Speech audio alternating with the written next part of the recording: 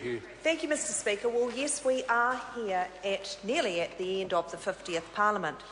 And my goodness, it's a round number, but by golly, it's been a challenging 3 years for New Zealand, a challenging 3 years for the people of my Rangitata electorate, a challenging 3 years for the government. But you know what, Mr Speaker? We can unequivocally say that this government on this side of the House has done the hard yards in order to protect New Zealand citizens from the sharpest edges of the recession. As we come to the end of this Parliament, I want to acknowledge our Health Minister, the Honourable Tony Ryall. He will join other colleagues today with his valedictory, Paul Hutchison, Phil Heatley, Eric Roy and Shane Ardern. But I want to pay a special tribute to the Honourable Tony Ryall, Health Minister now for the last 6 years, during challenging times.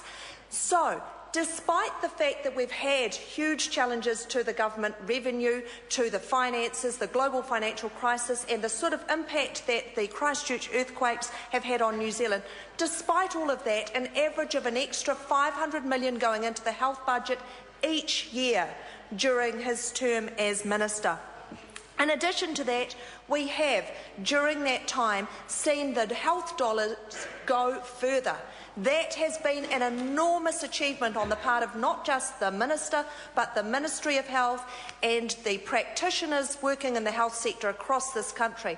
I'll give some examples in a few moments, but it's really been a case of the Minister challenging the health sector to look at how they can do things better with the same amount of money or a little bit more. Because in the big scheme of things, $15.6 billion being spent on health now, in the big scheme of things, we had a slowdown of the amount of extra money going in there. But it was no longer a case of chucking money at it and hoping that we'd get outcomes. Instead, it was actually measuring what we were doing, having targets that health practitioners universally bought into and delivered fantastically well. And I want to use some examples of those health targets. So in addition to that, we've got 1,500 more doctors and 3,200 more nurses. But how have we seen these outcomes measured in terms of things that really matter to the families of New Zealand? I can tell you that as we look around the country now and see measles affecting families of older New Zealanders in terms of late primary school and secondary school students, we know that it was shameful that back in 2007 only 67% of New Zealand's children were fully immunised at age 2.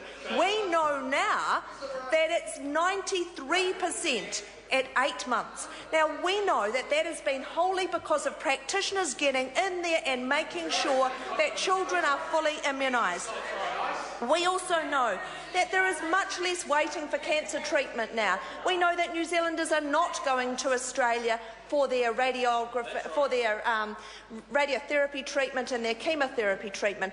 We know that is because we have looked to do things differently and make sure we're delivering to New Zealanders the health care they deserve. We also know that 94% of our emergency department patients are now seen within the 6-hour target. Why do we need a 6-hour target? Well, it looked pretty ghastly when we had people on trolleys and corridors in the emergency department, but not hours at a time, but days at a time.